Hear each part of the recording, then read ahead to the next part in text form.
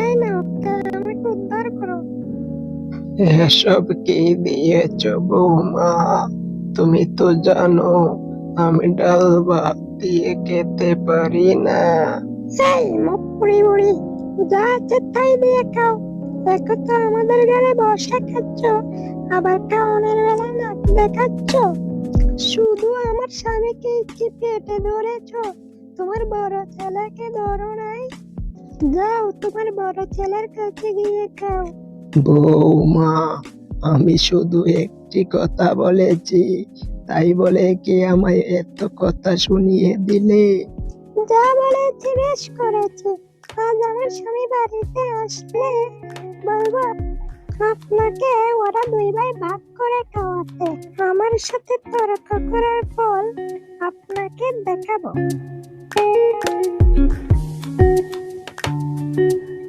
ওগো, তুমি কি শুনতে পাচ্ছ? তুমি তোমার মাকে যদি একা খাওয়াও, তাহলে আমি আমার বাবার বাড়িতে চলে যাব। এসব তুমি কি বলছো? আর আমার মা যাবে কোথায়? তুমি কি পাগল হয়ে গেছো নাকি? কেন, তোমার ছোট ভাই খাওয়াবে? তুমি কি তোমার মায়ের পেটে একাই এসেছো নাকি? শুধু আমরা একা একা কেন খাওয়াবো?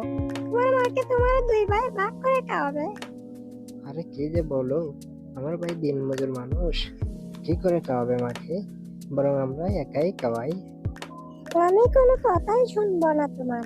আমার এক কথাই এক দাবি, তোমার মাকে যদি ভাগ করে না খাওয়াও, তাহলে আমি এক্ষুনি চলে যাবো আমার বাপের বাড়ি। আচ্ছা, টেনশন করো না, আগামীকাল ভাইকে বলে দুই ভাই ভাগ করে খাওয়াবো।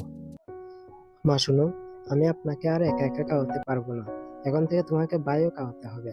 আমরা দুই ভাই মিলে তোমাকে ভাগ করে খাওয়াবো। 1 মাস তুমি আমার ঘরে খাইবা, আর 1 মাস তুমি ভাইয়ের ঘরে। আরে ভাই, তুই এসব কি বলিস? তুই তো জানিস আমি দিনমজুর মানুষ, ভালো করে আমাদের সংসারই চলে না। তাছাড়া মা আর আমি তোকে পড়াশোনা করিয়েছি, তুই মাকে একা খাওয়া, আমি খাওয়াতে পারবো না ভাই। ভাইয়া, তুমি যদি মাকে না খাও, তাহলে মাকে বৃদ্ধাশ্রমে রেখে আসবো। হে আল্লাহ, আমি কি এই দিনের জন্য আমার ছেলেকে পড়াশোনা করিয়েছি? মা, তুমি কোনো চিন্তা করো না মা, আমার বড় ছেলে তো আছে, আমি সাধ্যমতো চেষ্টা করবো মা তোমাকে ভালো রাখা। দেখেছো ওকে পড়ালেখা করে কি লাভ হয়েছে? মা, আমি তো শুধু ওকে পরীক্ষা করার জন্য না করেছিলাম। তুই কোনো চিন্তা করিস না বাবা, তোকে তো বাবান্টনের জন্য পড়ালেখা করাতে পারিনি। তোর জন্য শুধু আমি অবাগি মায়ের দোয়া করে যাব। দেখবি বাবা, তোকে আল্লাহ অনেক সুখে শান্তিতে রেখেছেন। এভাবেই তাদের দিন কেটে যাচ্ছিল।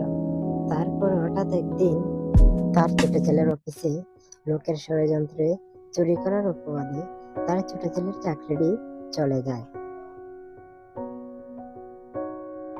এবং আস্তে আস্তে তারা গরিব হয়ে যায়।